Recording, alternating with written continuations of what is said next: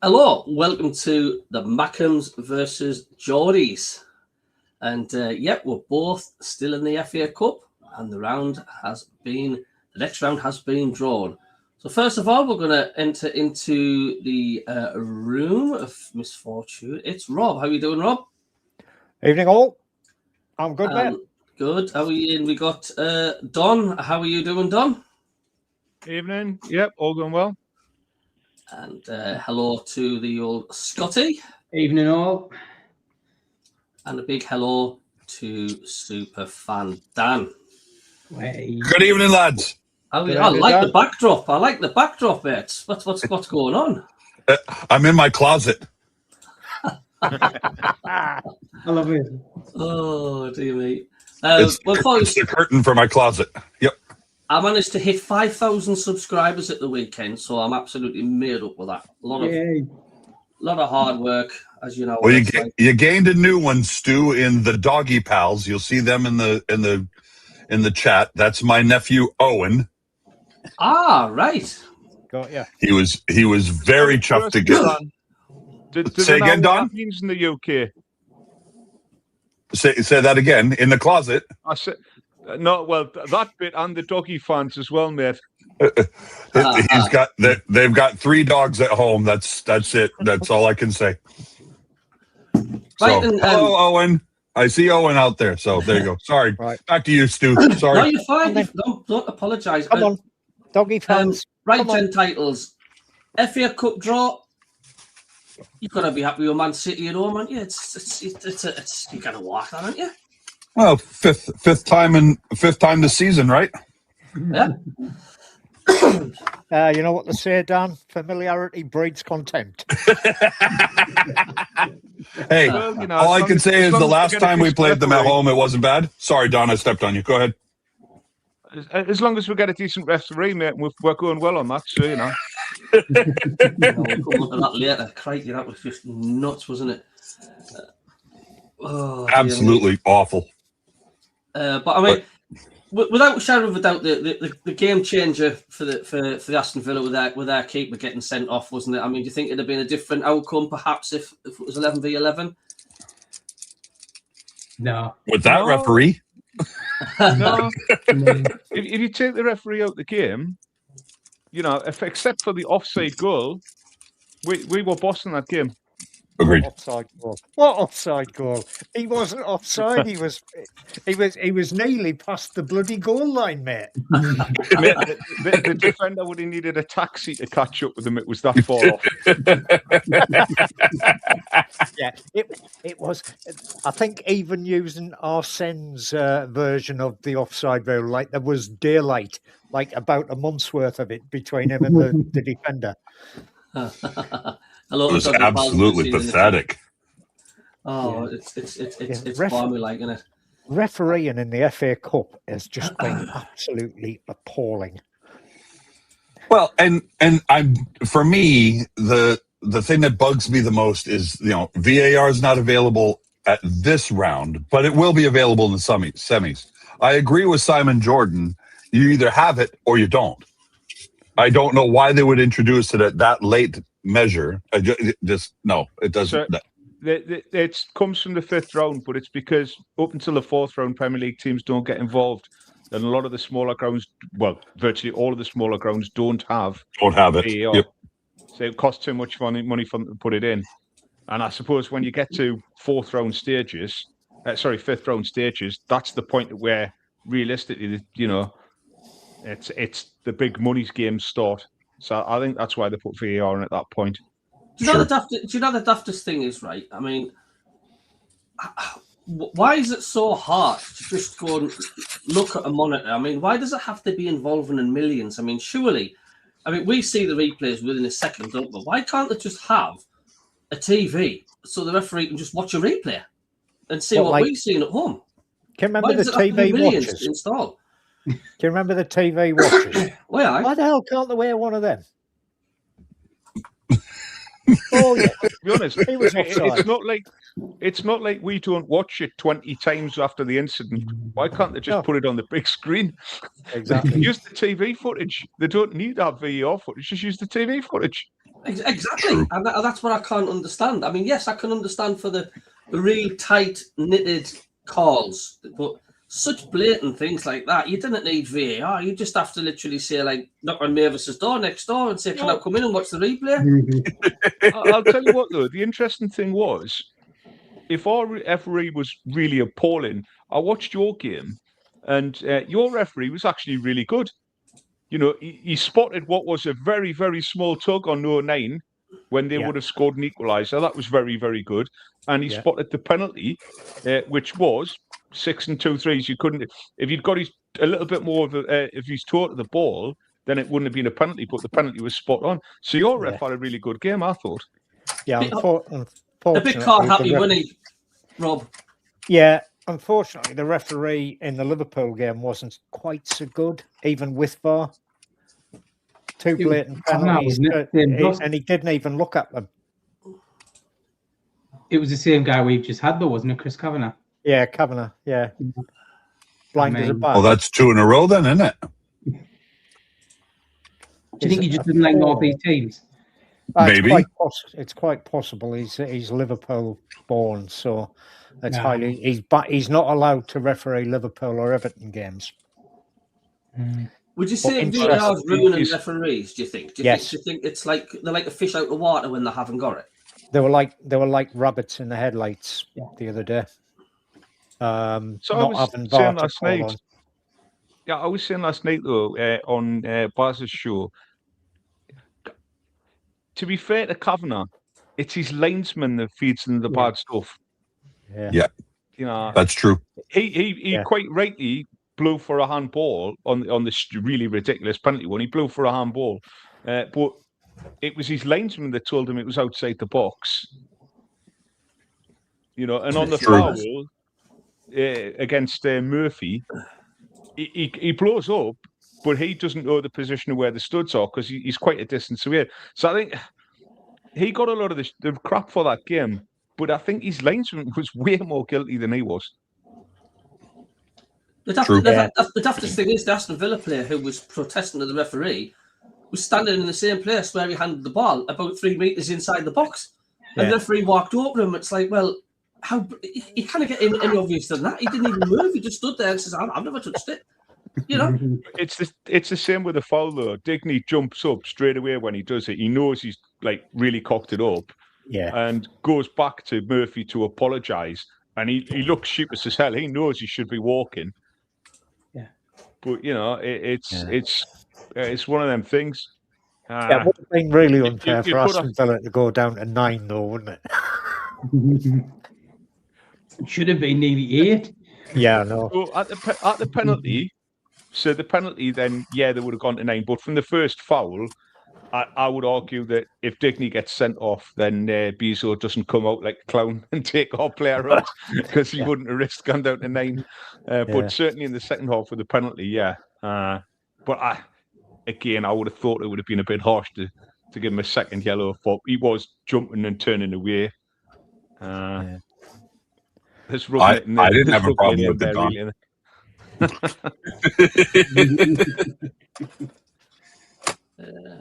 You must be pleased for Tonali and Voltamada, though. There were some cracking goals, weren't there? Oh, unbelievable. I especially like the first one since it went off the back of Douglas Luiz. I just don't like that guy.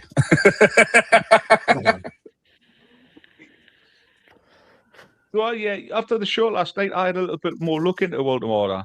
And he had the most number of tackles, the most number of winning the ball back, and the most number of dribbles in the whole game from that position. Yep. So maybe he's another Joe Linton.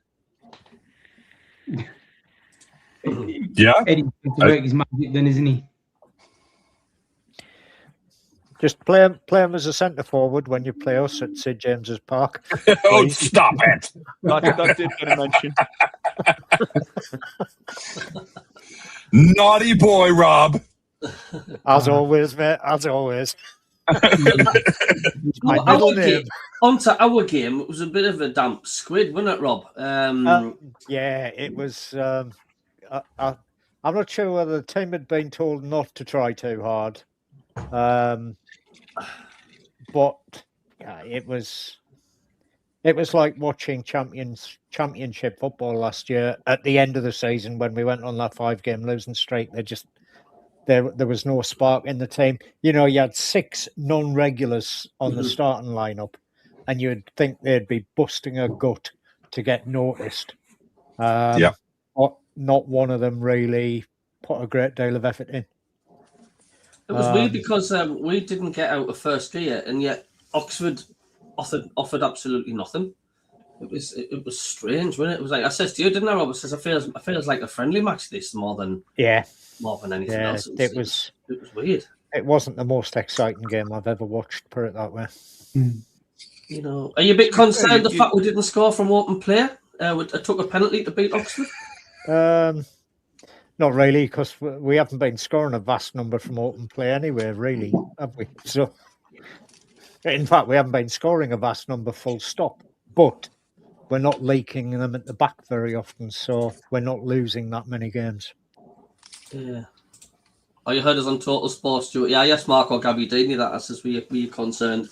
He says not at all. He says the fact that you won, you got through, you know, these low league teams, you know, they're not guaranteed to be straightforward. Sometimes they can be harder than playing the Premier League side. It's very with true. Conditions. To be fair, though, but for your shooting, you should have been 4-0. Oh, we couldn't hit a cow's arse with a teaspoon, man. Honestly, God, it was... glorious chances. I don't know what is up with us at the minute, but I was disappointed Isidore didn't get a goal. I still think he'll be away in the summer. He was virtually non-existent, and I thought, like, now is his time to shine against the lower league opposition, because he's had his neck shoved out the door, I think, since we've been in the Premier League, especially now since Robbie's come on board and that. And he's certainly been handed his hat. You know what I mean? He's not out yet, but he's been handed his hat, sort of thing. And I thought Oxford would have been a good chance for him to maybe, like, you know, put in a good performance and get a goal or two. But we didn't even know he was on the pitch, Rob. No, he had one shot into the side netting. That was about it. It wasn't an impressive display, and in fact, I think was it? I've just seen the comment. Yeah, Gary. He did attempt to watch the game yesterday, but it was a ball fest. Yeah, it wasn't the most exciting game of football I've ever seen in my life. I mean, they have got the extended highlights on the Sunderland channel if you want to watch that in slow motion. Who do the Mackems draw? Either Port Vale, Robbie Williams' team, City, or Bristol City. But either case, it's an away draw for you guys. Yeah, as David Graham mentioned earlier on, we're not going to find out who we're actually playing until early March, because their game is cancelled at the weekend due to a little bit of dampness at Bristol. I'm surprised that Wolves game wasn't cancelled. Did you see the state of the pitch there? It was just a quagmire. A mud bath. Oh, mate, that's what Grimsey's like all the time, mate.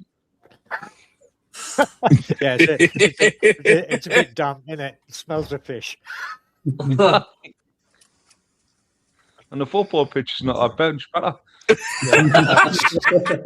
That was exactly what I was thinking. Are you getting concerned that you're drawing blanks against goal now with the derby coming up? No, you're not free scoring anymore. No, because we don't need to score in the derby, mate. Sorry, Scotty. We've always had a problem with scoring goals. I mean, even from the championship, like last season, with like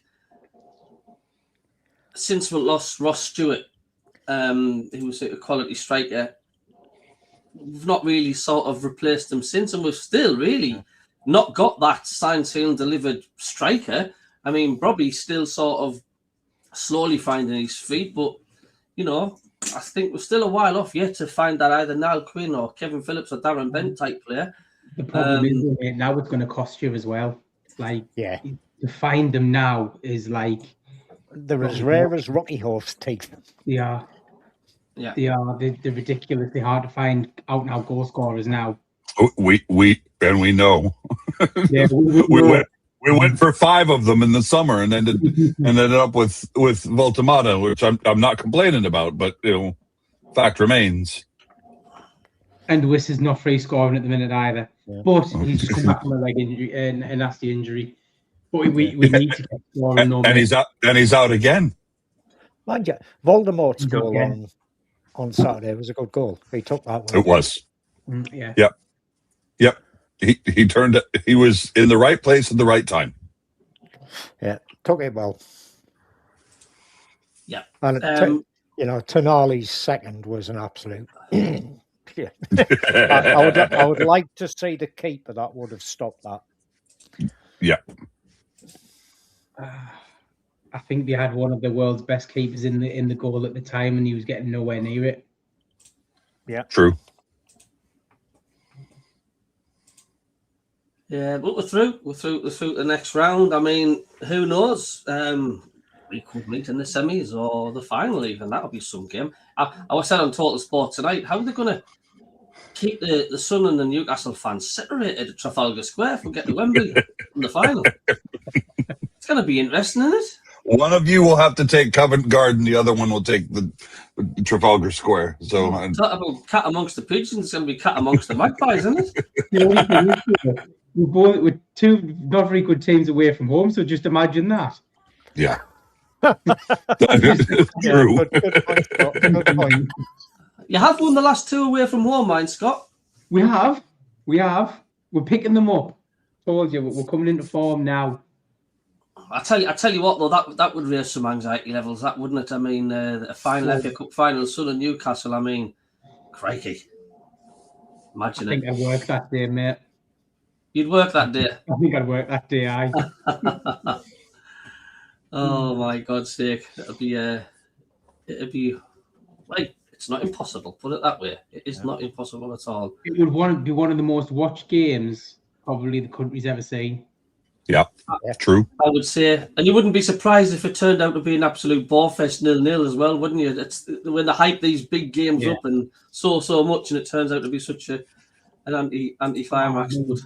Just imagine though, the hammer and tongs at Wembley, Newcastle, Sunderland. Poor. They'd have to have visitors. On the scoreboard. Yeah. I like that. Good. Nice one, Scott. Visitors. Well, I mean, it's a long way off, yeah, I know that, but I mean, crikey, even for the neutral or for football itself, it would be quality, that wouldn't it? Absolutely. Imagine the noise at Wembley on that day. Crikey. Just imagine the heartbreak though for the team that has to watch their arch enemies climb up them stairs to go and get the cup. Yeah, it would be heartbreaking, wouldn't it? It would be bloody awful. But that comes part and parcel of it. You've got to accept to lose as well, to accept to win as well. You've got to take it on the chin. We've already done it once this year, mate. Aye. Indeed you do. So who you guys got next in the league then? In the league, Man City. Oh, City first, then Man U, yeah. Is it City at the Etihad, is it? Yes. Yeah. Oh, it's not. I wasn't sure whether it was away or away. Yeah. That might be a bit of a tough game. I've got Karabag next. Yeah, FC Carrierbag. FC Carrierbag. Carrierbag. Yep. Yeah. And then Everton, then Man U, then Man City again, and then Chelsea. And then us. Yep. And then you boys. Yep. Uh-huh. I mean, to be fair, we've got 8 horrendous games coming up. Yep. It's, read through them, Don. Who have you got coming up? Say again? Read through them, Don. Who have you got? You've just mentioned you've got 8 horrible games. Our next 8 games is Qarabağ away, so that's a 7-hour flight to get over there, then a 7-hour flight back. Then we're playing at City. Then we've got Qarabağ at Newcastle. Then we've got Everton at Newcastle. Man U at Newcastle. Man U at Newcastle. Then Man City at Newcastle. Chelsea away, and then you guys at Newcastle. So we have got a lot of home games coming up. Yeah. But I think we are going to be right on the bones of our backside with a squad by the time we get to the derby. Yep. How long's Bruno off for then? Injured for how many? 8 to 10 weeks. 10 games. Oh, it's a long period to be missing him, isn't it? I mean, you played all right at Villa without him, mind. You know what I mean? We did. Yeah, so I think you might find that Walter Mata might be staying exactly where he is. Yeah. And doing that feed. I think Eddie Howe was happy with what happened last against Villa. I think he might do the same thing again. I think the only thing that stands out for us with that FA Cup draw is City are going to have to think about what team they put in for that. Because not only have they got Champions League fixtures coming up, they've also got the League Cup final. Yep. In a quite short period. So they'll have to... I'm not 100% sure, whereas we will have no choice but to put our first team out, or what's left of it. I'm not convinced Chelsea that Man City will do the same. Yeah, the problem is Man City have got so much strength in depth. Yeah. They could put their reserves on and they'd still be fielding a full team of internationals. That's because we're all dumb, aren't we? And we stick to the rules. We should have just spent 300 million and took the no points deduction in 5 years' time. Yeah, exactly. Yeah.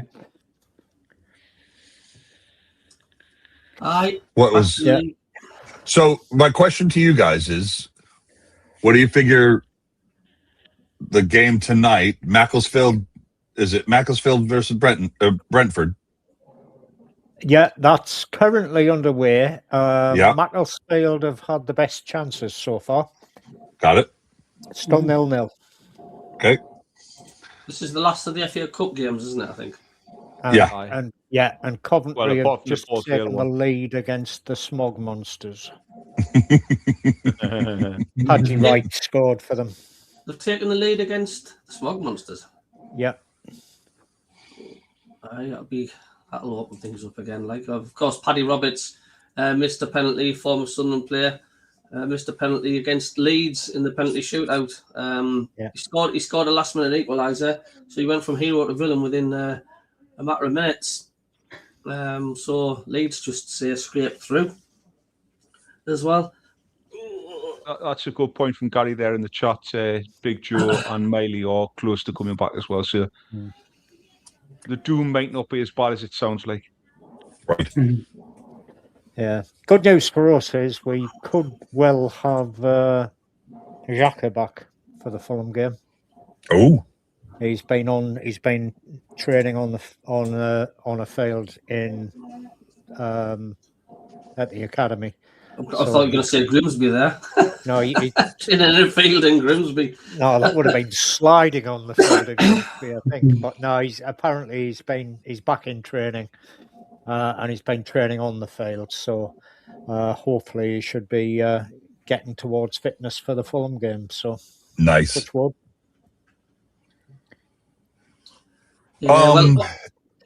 How do you feel about Port Vale or Bristol City? Stoke's a bit of a hole. First things first. Who comes out of that tie? Port Vale or Bristol? Bristol. I think will come out of that one as winners. Okay. Yeah. So then you're away to Bristol. Away to Bristol. We've not got a brilliant record against Bristol, but they're currently 9th in the Championship. They're not having a bad season. They're not as good as they were last season. It all fell apart for them when they got hammered off Sheffield United in the playoff semi-finals, and they haven't seemed to be right yet. But yeah, it'll be a tough game. I think we'd probably share that one. It'll be a harder game than Oxford, put it that way. That'd be an interesting one, because I mean, with that distance, what you reckon you're going to fly? Possibly. Because I mean, it's a good They're not going 7 to take hours. LNER. Yeah, it is. Yeah, tell me about it, Don. I've got to do that drive Yeah, that's in true, about ain't 9 it? days' time, mate. Aye. Up past Bristol, just avoid like the plague between 7:30 and 9 o'clock because it's just like a car park on And the if M5. if you fly, I mean, where you got? If you're gone from you're probably gone from Teesside, won't you? Because if you're gone through Newcastle, you'll probably lose all your bags. No, because Newcastle Airport's actually mostly owned by Durham County Council, done. So it's actually a Sunderland airport, not a Newcastle airport. Well, the people who work there might get rid of your bags for you. Yeah, that's very true. That's very true. No, they probably would fly down to Bristol. Mind you, it's still a fair hike from Bristol Airport into Bristol for the ground. So it's about 3/4 an hour's drive. Yeah. Port Vale are bottom of League One as well, so they're having a horrific time of things at the minute. But hey, it's the cup games are weird, aren't they? I've just seen Gary's comments about Port Vale. I think I might have been at that concert as well, mate. Stapleton says, "Will your AFCON players go on international duty?"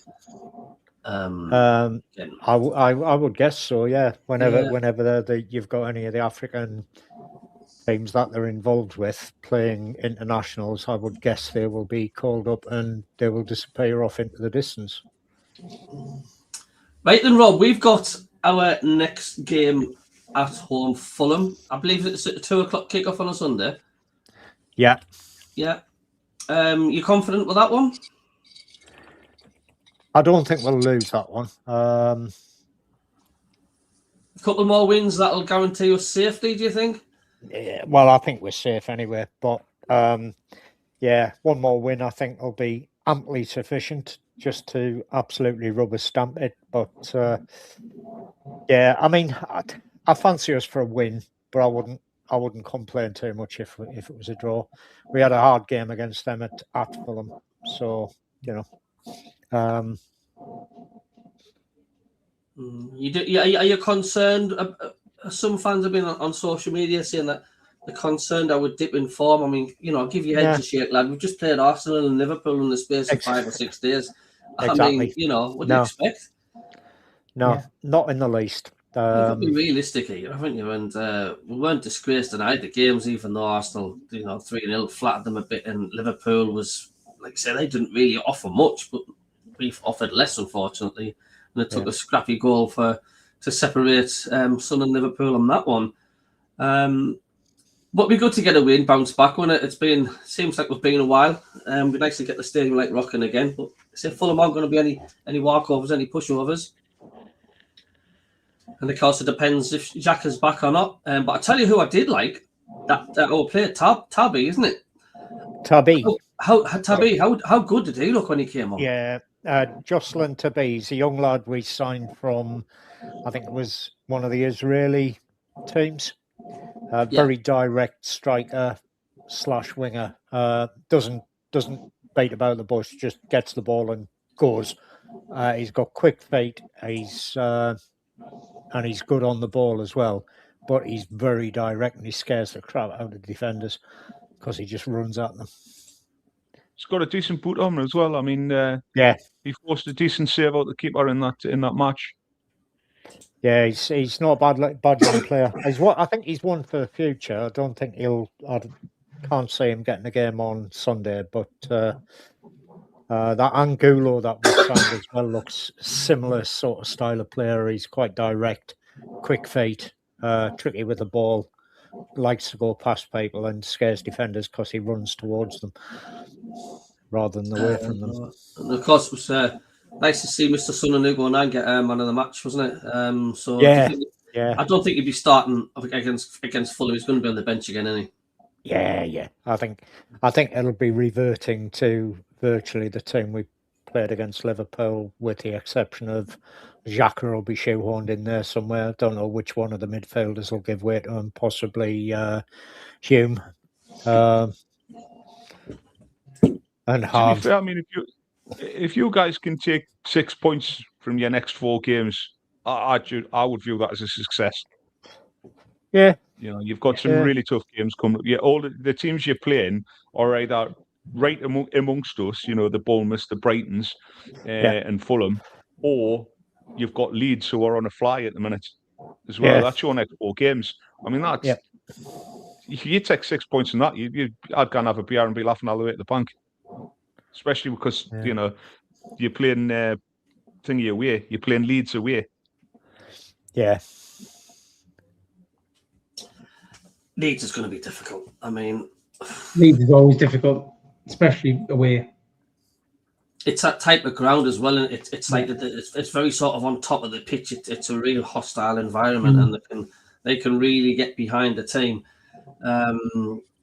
They have a pretty good midfielder there. Where's the number 8 shirt? That's not that Tanaka, is it? Longstaff. Right. Longstaff. Yeah. Yeah. I'll be right back, gents. Did he not used to play for a local team? I think so, mate. Getting a bit feisty, that Coventry game. He'll want to score against you, I would have thought. Yeah. He'll try. He scored a belter of a penalty the other day. It's what's his face, Lewin. I'd be worried about. Yeah, Calvert-Lewin. Calvert-Lewin. Yeah, he's having a bit of a resurgence, isn't he? Since he went to Leeds, he has. Yeah. I just like. Have you looked at the pattern of where he's scored from this season? Every goal that he's along on the edge of the 6-yard box. It's a straight line from the edge of the 6-yard box to the goal line, passing over the penalty spot. Every single goal has been right there in the center of the 18, putting it away. Yep. It's absolutely mental. Like a minge. No, he is. A Brazilian. Are we sure he's not Brazilian? Oh! I think there's that game and the Bournemouth game. That'll be bloody hard work at Bournemouth. Yeah, they'll be trying to get revenge for throwing away a 2-goal lead at the Stadium of Light. That's a difficult place to go. Definitely, it is. Yeah. Yep. It's our bogey ground. Yeah, I think it's a lot of bogey grounds for the team. The decent at home, aren't they? Ironically, I think the last time we won there was during COVID under Steve Bruce, and it was a 4-1 demolition. But we haven't won since. Not under Eddie Howe. Eddie Howe he's got a contract with Bournemouth, man. His release clause, isn't he? You can go to Newcastle, but you're not allowed to ever win against us. Yeah.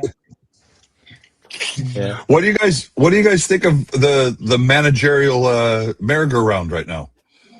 You know, we saw Sean. I can't remember the last time I've seen 2 managers get sacked in the same day.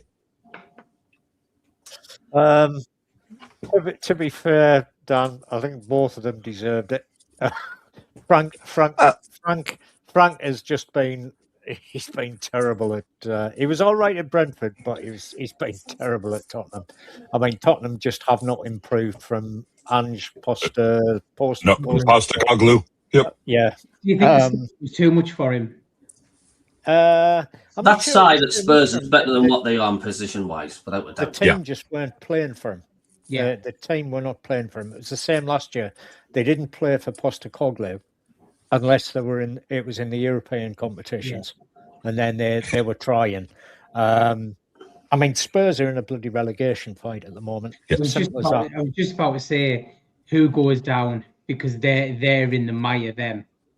Yep. Well, I mean, the thing is, this has been said many a time, and it was said when our lot were battling for not getting relegated from the Premier League 10 years plus ago.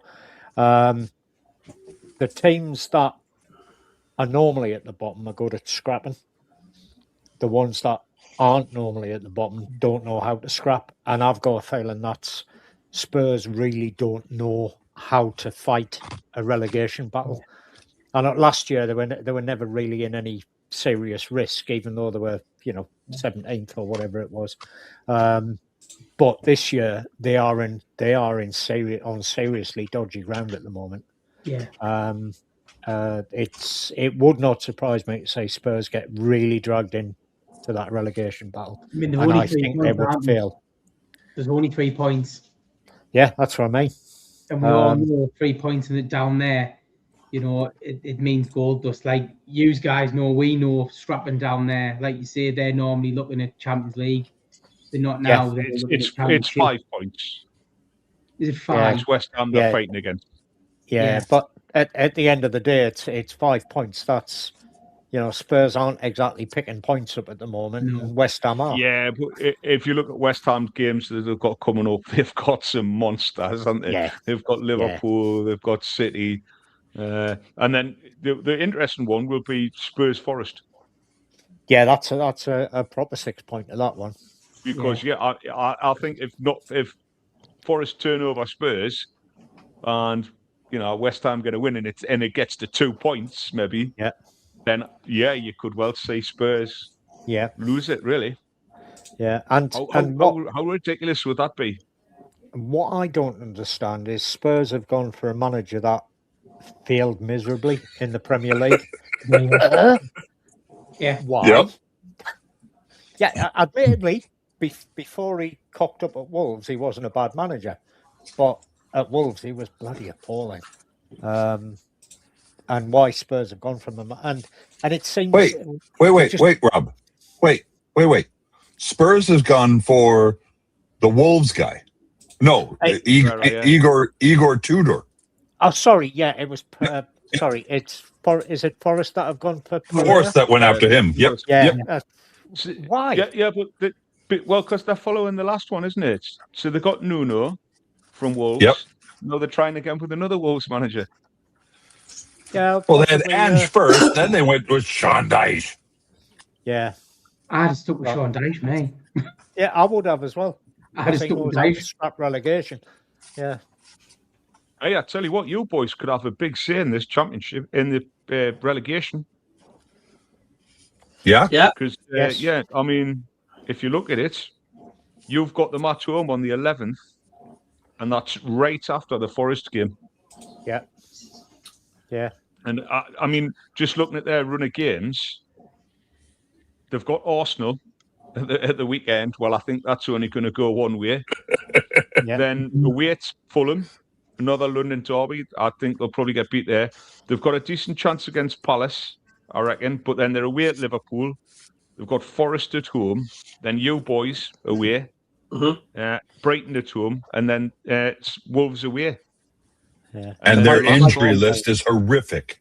It is. Yeah. The last 4 of that game is going to be ridiculous. The last 4 games for them are really bad games. Yeah. Away at Villa. Then they've got Leeds at home, away at Chelsea, and then Everton at home. Yeah. Yeah, I'd be a little bit concerned. The winner in all this is the neutral, because let's say Arsenal don't turn Spurs over and Spurs turn Arsenal over, that opens up the title. Yeah. Yes. Yeah. The neutral, for the neutral, it's exciting. Yeah. Yeah. To answer Gary, Spurs, it's Igor Tudor who took over at Spurs, not Pereira. Pereira took over at Wolves. And I think somebody Pereira took over at Forest. Yeah, sorry. Yeah. You got it. Wolves manager. Yes, that's him. Former Juventus defender. That's the man. Yeah. Thanks, David. Right, you ready for quiz time? Couple of questions. Are you ready? Sure. Yeah. I don't know if you've got anything lined up, Rob, but here we go then. I haven't. Who were Newcastle United's first sponsors of the football shirt, and what years? This one came up a couple of weeks ago. First one ever. The first time we ever wore a sponsor. You had a sponsorship. Yeah, your first ever sponsorship. Who was it? And between what years did you have that sponsor? Like, what time did it start? What time did the sponsorship end? Don, I'm leaning on you only because when would when did they start allowing sponsors on kits? Was it Greenall's? No, I think it was Newcastle Breweries. Was it the Blue Star? Yeah, it was. Yeah, I'm sure okay. it was. David Graham said the same thing. Newcastle Brown Ale, Blue Star Brew, the Blue Star. Yeah, I think it was Newcastle Breweries. Because I Okay, think it came in, it was like 1975 or something like that. Yeah, I was thinking 76 through to 82 or something like that. And the answer is, of course, Newcastle Breweries, 1980 to 1986. Ah, There you go. All right. Yeah. Well done, Don. Well done, Rob. Yeah, well done. Well, indeed. the reason I know is because it was the first strip that me dad ever bought us. I was 5 at the time, so that was that. Next 80 to question. 86. 86, yeah, 1980 to 86. Next question. Which Newcastle player won Player of the Year in the season of 1987 to 88?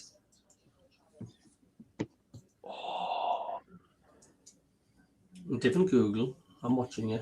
No. Was it Beardsley? Was it Beardsley as well? yeah, I was thinking. Tricky one. I was thinking Beardsley, but I've got a sneaky feeling it wasn't an English player.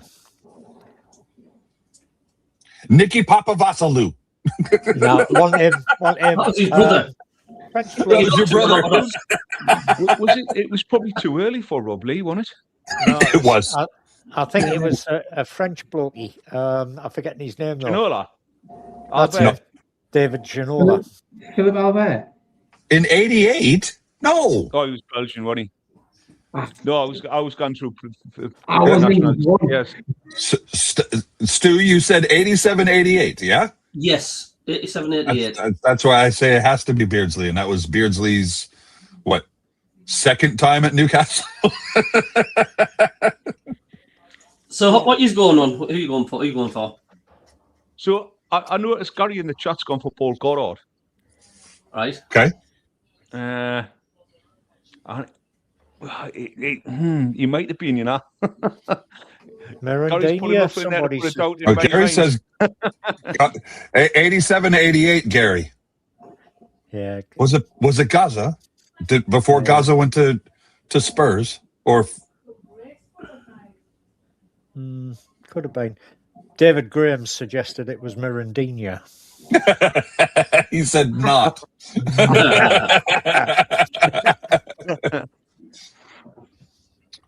All right, Stu, let us have it. It was Paul Gascoigne. Ah. Really? Peter Beardsley was 1984, 85. Got The it. second year, 85, 86. Paul Goddard, 1986. 86, 87. 7. And then Gaza was 87, 88. Yeah. Yeah. I think Super Mac was mid-70s, Colin. And he's the last one. The last one for you. Stu, do I get credit for that one? I at least said his name, right? Yeah. I'll give you a starter for 10 for that. I get a tenth of a point. And finally, Alan Shearer got the first Player of the Year, his first Player of the Year award. What year was that? Because he won it a few times. What was the first the first date he actually got? 94, 95. 94, 95 when he was at Blackburn. That's what I was thinking. That's what I was actually thinking it won't have been when he was at Newcastle. It might have been Southampton or Blackburn. Yeah. You want the answer? 1998, 99. 98, 99 while he was at Newcastle. Yeah. Well, There you go. Yeah. Excellent. Great John questions, Cabby. Yeah. John Burridge was 1990-91. Gavin Peacock, 91-92. Lee Clark got the award 92-93. Lee Clark who shuffled sideways down the road. That one. Yeah. Andy Walcott, 93-94. A former Sunderland player. I should have answered that. Which former Sunderland player got awarded it for 1994-95? Are you talking PFA? Bracewell. Paul Bracewell. Oh, Barry Venison. Barry Venison. Yeah. Okay. Yeah. Barry Venison. Cabby, Yeah. are you talking about PFA Player of the Year? I'm just reading off the database. See, it just says Player of the Year, source Newcastle United FC. Oh, no, it was Newcastle's Player of the Year, Don. Not Oh, right. I was PFA going to say, Player of the because Year. you definitely won it at Blackburn. Aye. This is Newcastle's Player of the Year. Yeah. Got you. Right. It's got a list from 75 to the present day who got the So our home player of the year. Yeah. Got it. Okay. And here's a quick one for you. Which goalkeeper got the Newcastle Player of the Year 3 times? Shea Given. It's got to be Shea Given. Yeah, Gotta be. That's where I was thinking. What makes you say Shea Given? Because he's the best keeper we've ever had. And you're correct. You're correct as well. Malta's in the. He wasn't a bad player There he when he is. played for us either, Don. No, he wasn't. Hell of a player. Oh. He said he Hello, was a Malta. hell of a player when he was at Sunderland too. Yep. Good evening, Mr. Singh. How the devils are. I'll tell you what, I would How give you my doing, right one guys? to get him back. No, instead of, Ramsdale and Pope are good second keepers, but I would give anything to have Shea Given back. Oh, absolutely. And you keep your hands off Rousey then. Right, and we've come to the end of the show now. Thank you very much for tuning in. Sorry,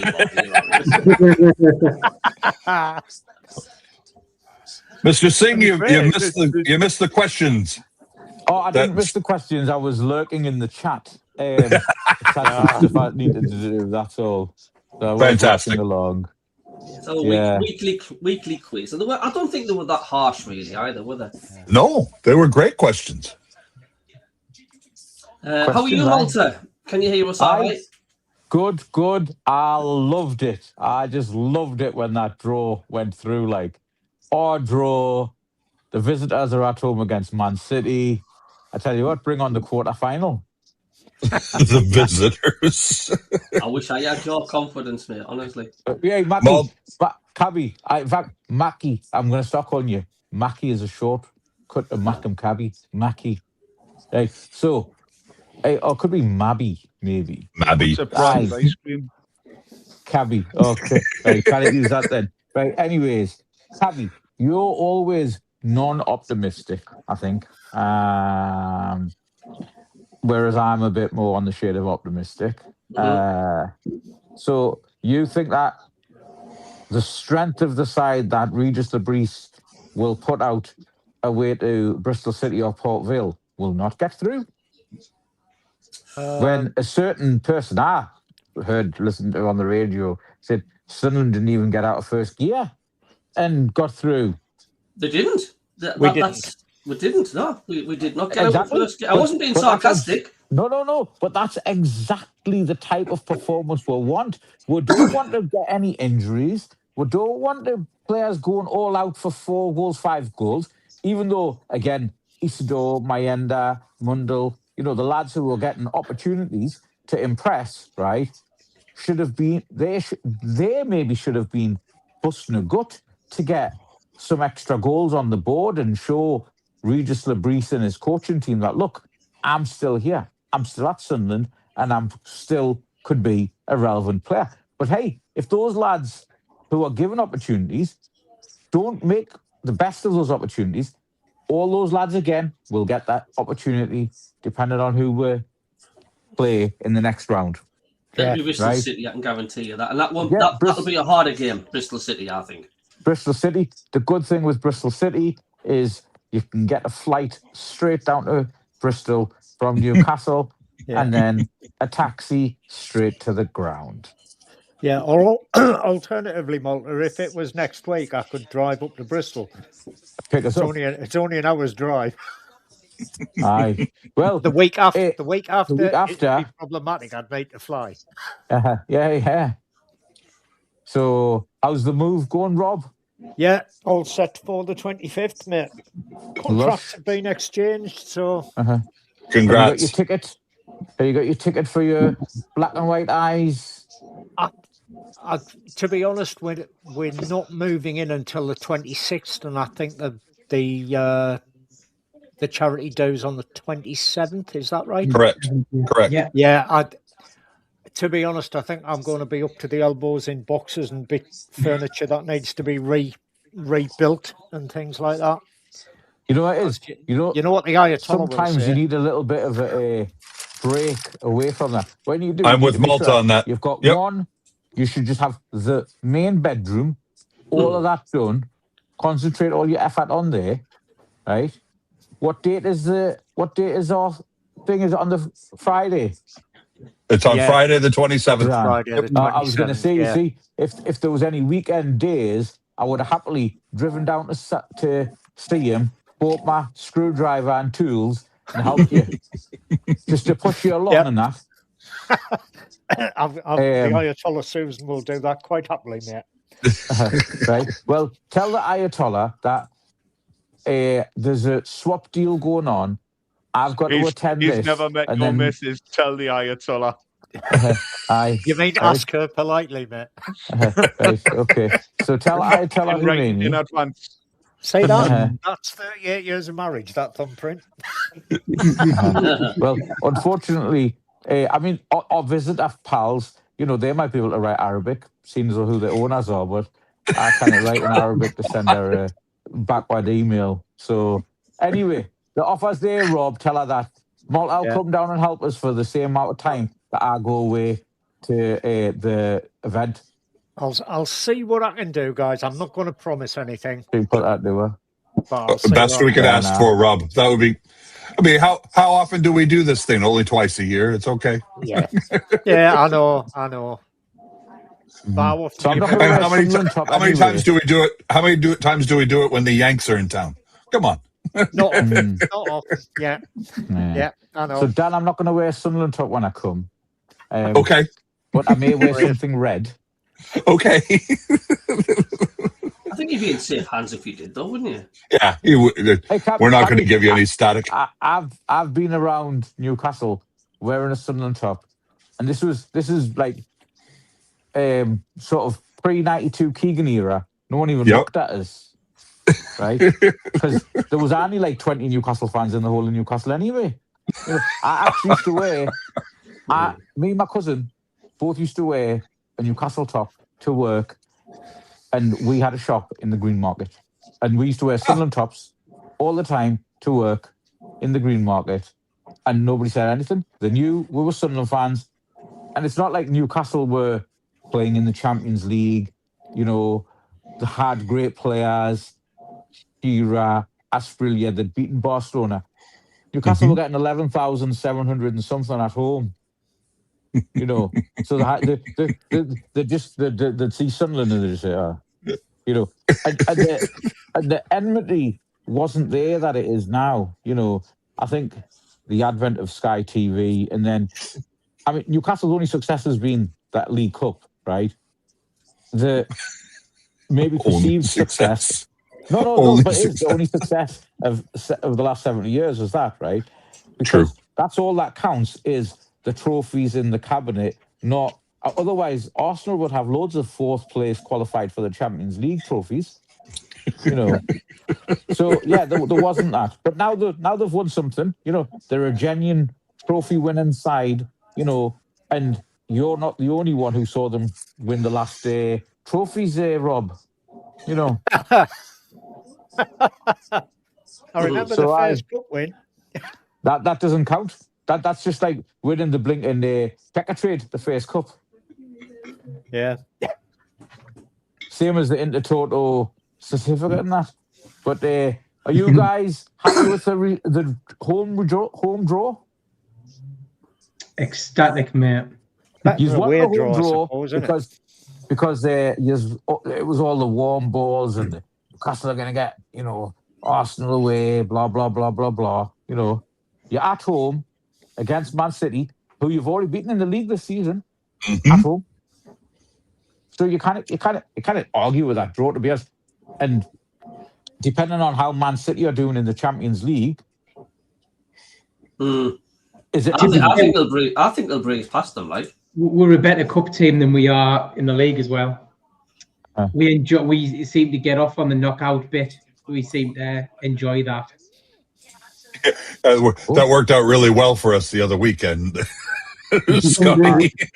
I enjoyed that. It was at the end. It was at the Etihad, though. So It was a blip, yeah. You're allowed a blip. exactly. To be honest, I think once Eddie works out what he's doing with the players with these injuries, I think it'll be interesting to see what he does after the result against Villa, where he sticks with that formation, maybe even sticks with that squad. Yep. We'll have to see about. We'll have to see carrier bag, won't we? So none of you guys got your 30 pence carrier bag ready? Right then, guys, it's prediction time, and we've got our special guest back from a break. So Tinsel the Turkey. Tinsel, he's been to Turkey for his holidays. and how are you doing, Tinsel? All right. Apparently, he's just been finishing his tea. What have you been having to eat tonight, then, Tinsel? He said he's had peach gobbler, so he's quite pleased with that as well. Then, so good to have old Tinsel back. And hopefully you guys can hear him as well. We did. Yep. So we've got the he's gonna do the Manchester City v Newcastle. Tinsel, what do you reckon's gonna happen there? Right. Is that Newcastle's next league game? Yeah. Aye. Tinsel reckons Man City are gonna turn it on, and he reckons it's going to be a comfortable 3-0 win, Manchester City. Lads, what do you reckon? I'll go first. Playing at the moment. Yeah, I think Man City. You see, now that the gap has been cut, right, between Arsenal and Man City, Pep will be telling his lads, 14 wins, lads, and we're champions. Right? Yep. And I kind of see nothing more than a routine victory and probably a clean sheet for City. So it could be 2-3 or 4-0. I could see also a Newcastle player getting red carded just because of VAR going against his referee decisions, and somebody basically losing their head. So let's go. I'm going to do a Tinsel match, 3-0. Oh, fair enough. Yeah. You're going 3-0. Gary in the chat says 2-2. Yeah, I think Man City, they are fighting to catch Arsenal. It's going to be a tough game for Newcastle. I think Man City will win 2-0. Man City, you think going for 2-0? Man City. What's the Geordie lads think? Don, what do you think? To me, I reckon it's probably 2-1 City. 2-1 City. Okay. I was going to say the same thing. Yep. I'm going to go 2-2 draw. Good on you, lad. I'm going 2-2 draw. I like the sound of it. Dougie's gobble smacked. I'm gonna go slightly change from Tinsel. I'm gonna go 3-1. I think Newcastle will take the lead. And then City will get in to gear. So next we're gonna go to the Stadium of Light, Sun v Funnel. Tinsel, what you reckon?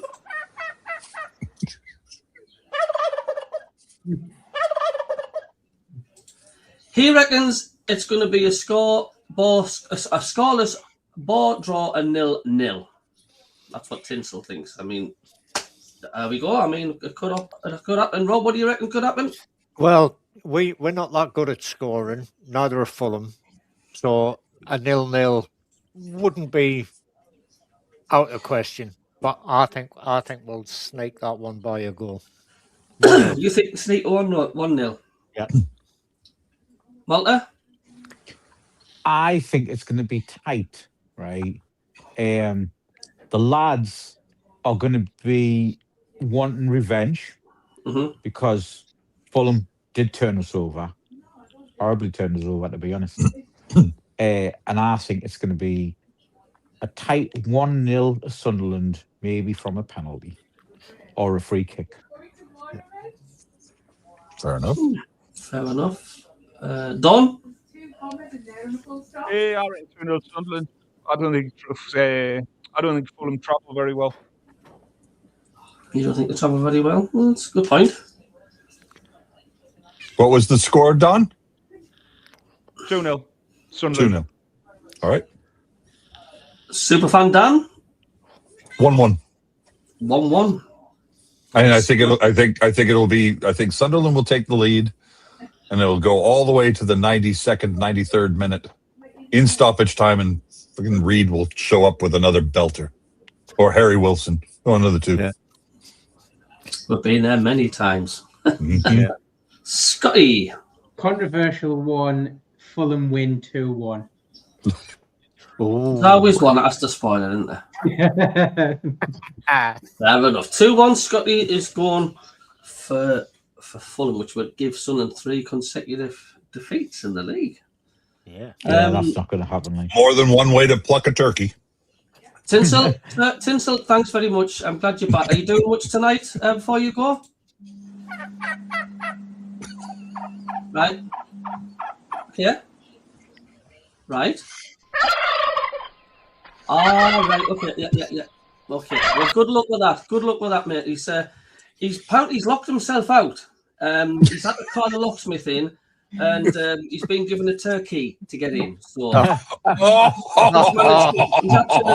absolutely fine. So he's got in no problem there. Tinsel, thanks very much for your contribution. Good to have you back, mate. I'm glad you got in the house, and we'll see you next on the next MACKEM CABBIE show. So good to have Tinsel back. Colin, don't give him ideas. Did Tinsel disappear before Christmas? No. He went on his holidays, Gary. He went off to Turkey for a holiday. Oh, your Sunderland match with Fulham. So Fulham, except that FA Cup game, have not won in February. Yeah, They've lost every Really? game this month. Yeah, you're playing them at the right time.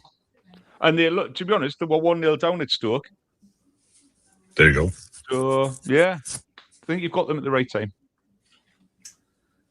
Soon see. Once again, are you? What time are you kicking off on Saturday? Is it 3 o'clock? No, we're the late match because we're on at noon here, so 8 we're o'clock at night. 8 p.m. under the 8 lights. o'clock. You know what it is? I do like it when it's 8 o'clock match as long as it's not us.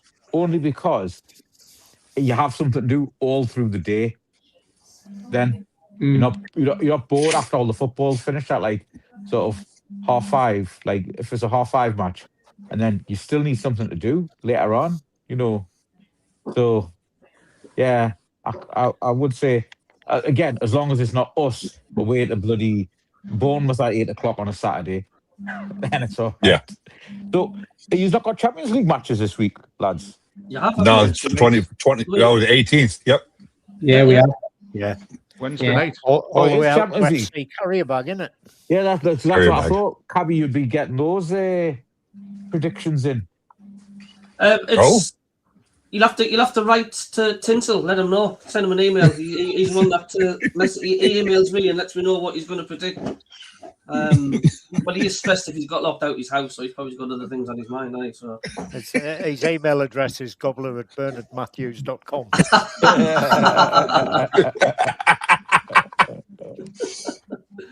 good old Bernard.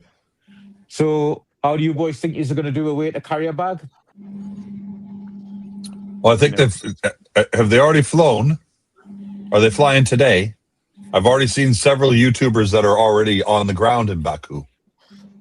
I haven't seen any club stuff about us flying today. I think it'll be tomorrow, won't it? A 7-hour flight, Scotty. I would think get that out, get that behind us. Get in. Everybody get in the bed.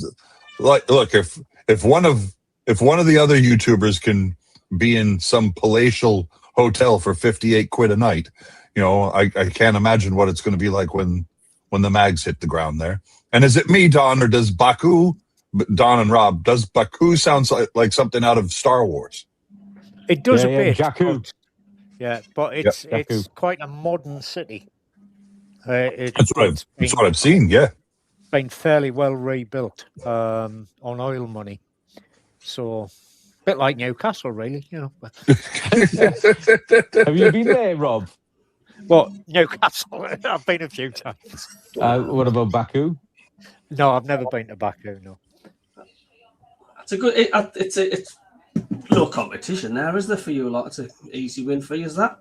Should be. Well, not necessarily, because at home, I think there's a lot of factors to take into. Did they not draw with Chelsea? Yes, they did. They did. Yes. So that's At where home. I think. Yeah. I think at home.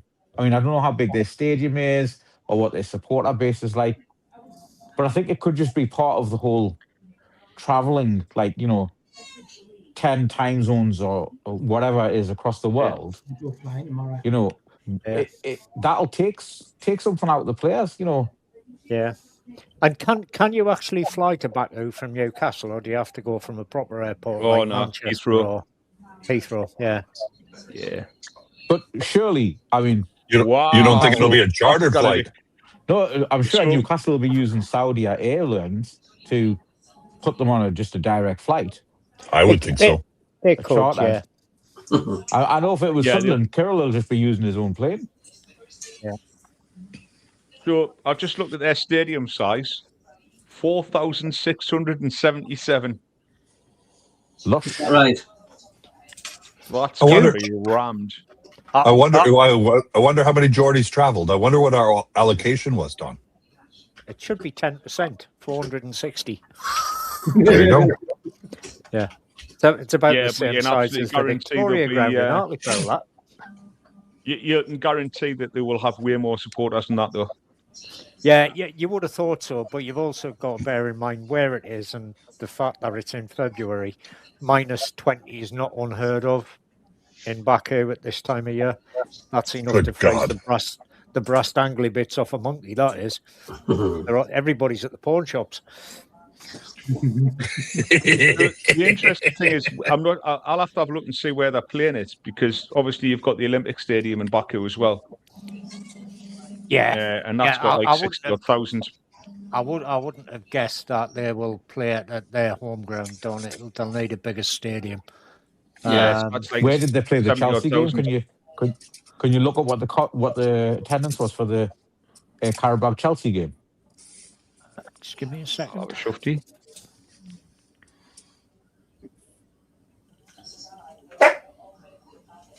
And it's settle down, Tinsel. It's Wednesday you're playing, isn't it? Yeah. Yeah. Actually, nearly 12 people out there, guys. So your team's right. So they're not playing at the 12. They're not playing at the Baku's normal stadium. Thingy's normal stadium. They're playing at a 32,000 seater stadium.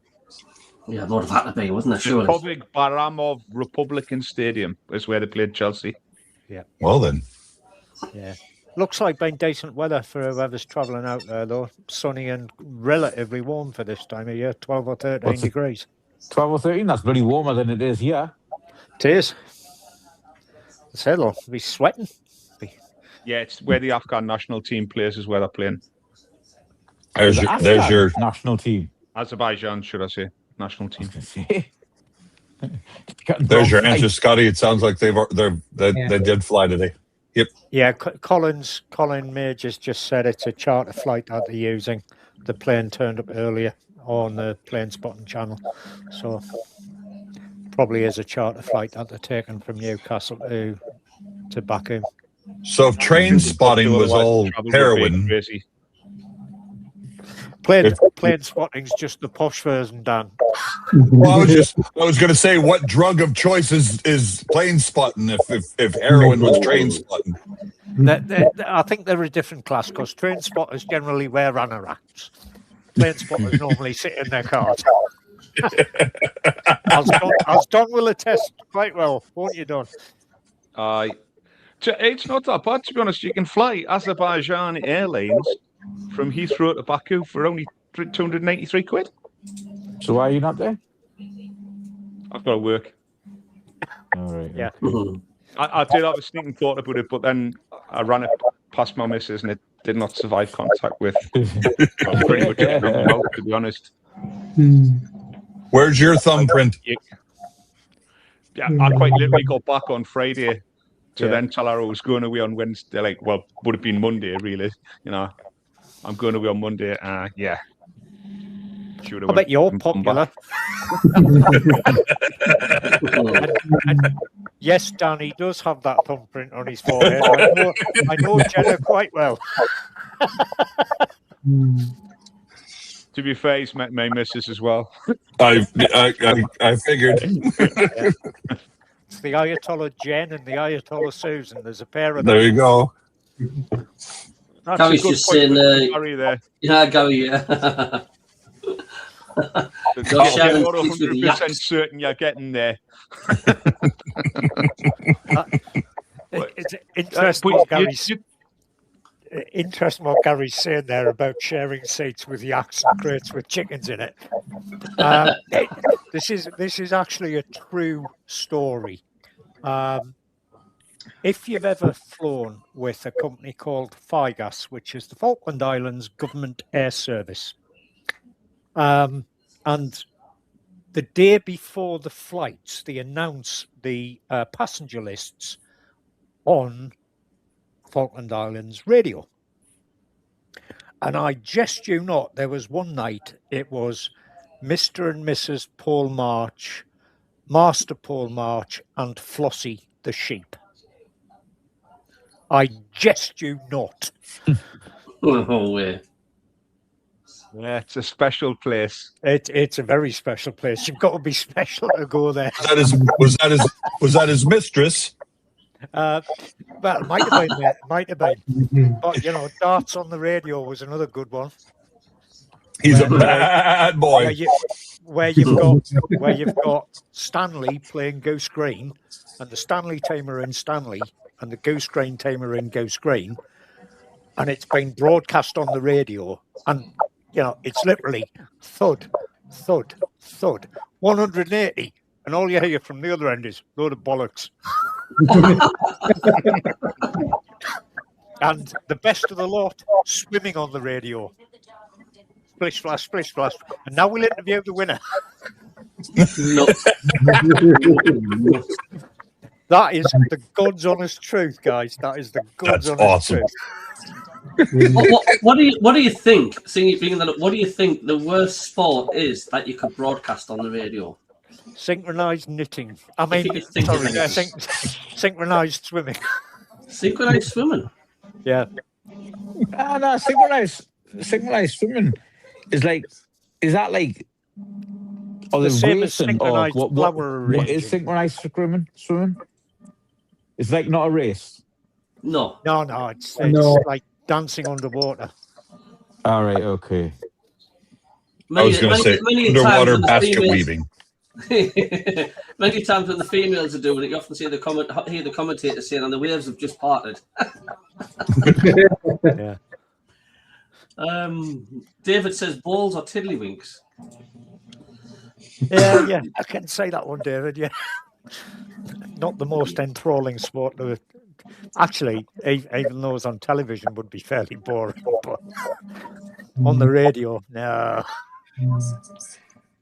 I think the hardest sports on the radio to commentate on would have to be tennis and ice hockey, things like that. I mean, how quick does that puck move? I mean, it's hard to see what's going on. In tennis, it's like it's already 7 shots ahead before the commentators finish describing the first shot, and they're already onto the 10th shot. What about pool or snooker? Pool or snooker? That would be quite in black and white. Yeah. Come on, wouldn't it? I think snooker's hard enough to watch when it's in colour. It's tedious to watch when it's in colour, mate, let alone. But, I mean, the other one, Don, is I know you mentioned this a couple of weeks ago. Have you done your curling thing with your daughter yet? It was mint. And did you cheat like the Canadians do? Oh, no, I wasn't double tapping, no. So I've been watching the curling on the BBC iPlayer has got all of the curling, and you don't have to actually watch the whole game if you don't want to. You can just watch the last stone of every end. Yeah. It's actually been really, really good, to be fair. There's a lot of skill. It's I've enjoyed it. It's just organised housework, really, isn't it? All that brushing. Well, you know, these stones are only made in 2 places in the world. All, Yeah, all of the curling stones. Yeah, all of the stone comes from one island, doesn't it? Yeah. And Not the island of Sodo, is it? metamorphic granite, according to the BBC. Well, I always thought granite was bloody igneous. Always has been in geological terms. It's not metamorphic at all.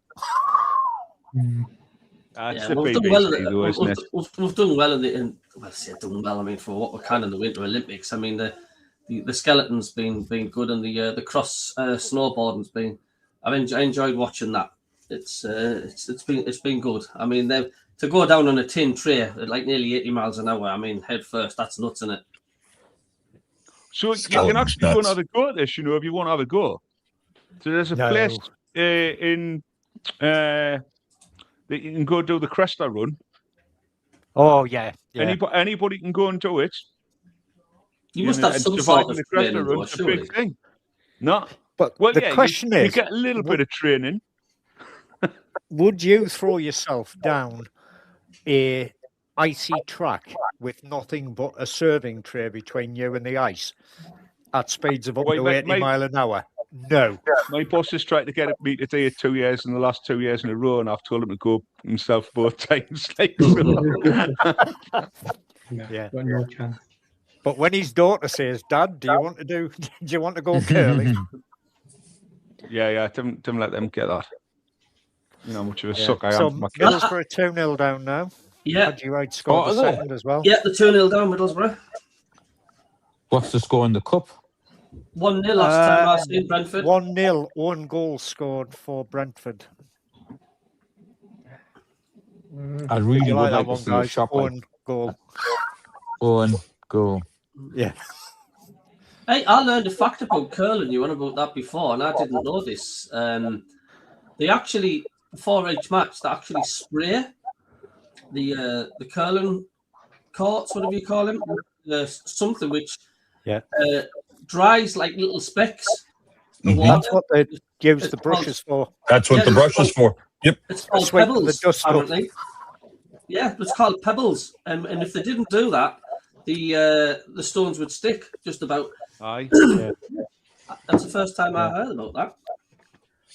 Called pebbles. Oh, goodness. David just said, "Did you see what the latest on Coventry Middlesbrough is?" Yeah. No. Coventry heading back to the top of the championship table after tonight, the 2-0 up against Borough. Yeah, Middlesbrough's bad hoodoo continues. Yeah. Because Company knocked them out in the playoffs, didn't they, at the Riverside that year?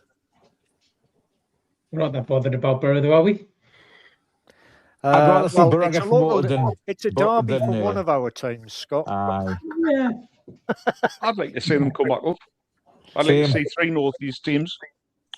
Yeah. Or as somebody said on the watch along yesterday, 4 North East teams, because the Leeds are apparently in the mix as well. Leeds aren't a North East team. Yeah, that's exactly what we said as well. The North Midlands at the best of it. To be fair, this was a chap from North Carolina, so I think he's looked at the map and thought our Leeds is quite close to Sunderland and Newcastle. He needs to do a bit of research on the Battle of the Roses then. Yeah. There was a report years ago standing at Darlington saying, "I am just outside of Scotland." Yeah. So, do you know what I mean? Yeah. I told this story to Scotty the other day. I had an Irish friend who's a B&B owner up in Carlingford, and he came over for a family holiday, and he said, you know, when he come over, he said, I'll ring you and we'll get together to have a meal. I said, all right. So he texts me at like 9 o'clock in the morning and says, "Do you fancy having dinner tonight?" He's in Los Angeles. I'm in Monterey. It's a 6.5 hour drive between. And I said, if I leave now, maybe I'll get there with traffic, because as soon as you hit the greater Los Angeles area, all bets are off. So he says, what are you talking about? I sent him the Google map, and he goes, "Well, maybe next time then." America's such a big place that it's quite difficult for Brits to understand the distance involved. I mean, Well- you know, to us, a 350-mile drive is far too bloody long. Well, he was completely knocked out when we came down for breakfast at the Airbnb or at his B&B, and he said, "So what have you got planned today?" And I said, "We were going up to Port Rush, you know, to go to Giant's Causeway, and then we come back." And he said, "I've got you booked in tonight." And I said, "Yeah, we'll be back." And he goes, "You're driving to Northern Ireland to the coast, and you'll be back on the same day?"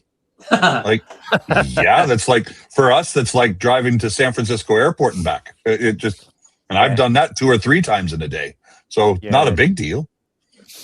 I said to Scotty, you could take the entire island of Ireland, the entire island. You could fit that into California 9 times. Yeah. Yeah, Mental. that's it. You just, I mean, if you think Route 66 from Chicago to LA is it 1,800 miles? 1,800 miles. That's twice the whole length of the UK from the furthest point south to the furthest point north in the Shetland Islands. Is that further north than John O'Groats? Oh yeah. By about 100 miles. There you go.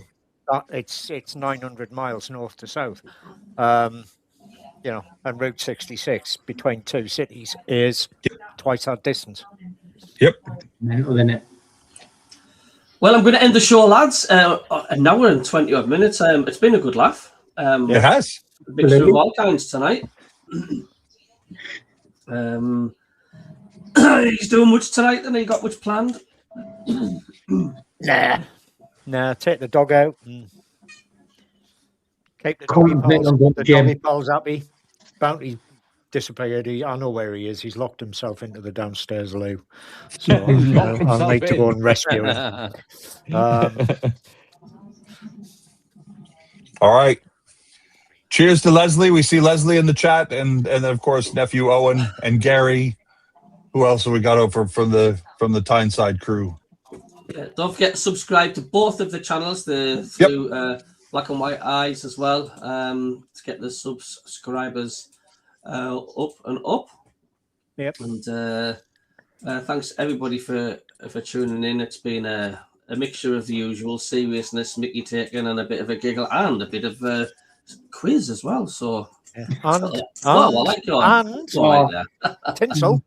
Oh, tinsel! Yeah, he's kind of daft with me. Yeah, so nice to have tinsel back as well. So we look forward to seeing him in a couple of weeks as well.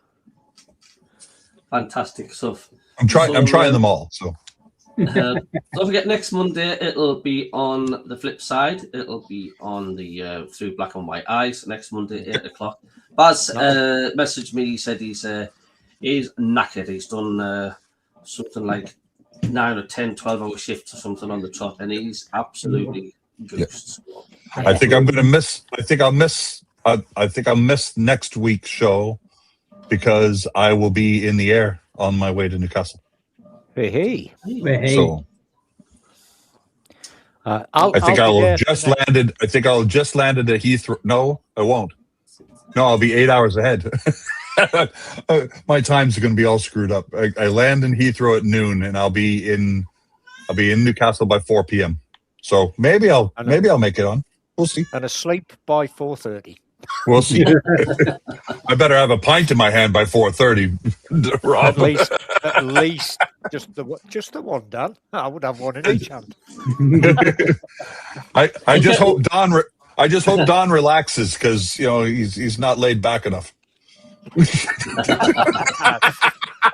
Just thinking of that Basiswell thing of doing back-to-back 12-hour shifts, and I was thinking to myself, I remember when I used to work part-time. You're Royal Air Force, Don. You get paid 24 hours a day, mate. Well, if I did, I'd just work for more money than I'm on now. At least he's now on days. It was when he was on nights that it was tough for him because he would do. I think he would do 3 nights. 3 nights, then he'd have 3 days off, and then he'd do 4 days or something like that. It just mucked up his entire equilibrium. So I'm just glad he's on all days now. Yeah, it does. And my next Monday will be my last broadcast from Devon. There you go. Going Nice. home. We'll end the stream there. We will catch you later on. Thanks everybody again, and we'll hand the baton over to the Black and Whites for next Monday. We'll catch you later. Thanks very much. See you then. Ta-da. Rob, Cheers, everybody. the lot. Toodaloo. Bye. Say goodnight, Tinsel.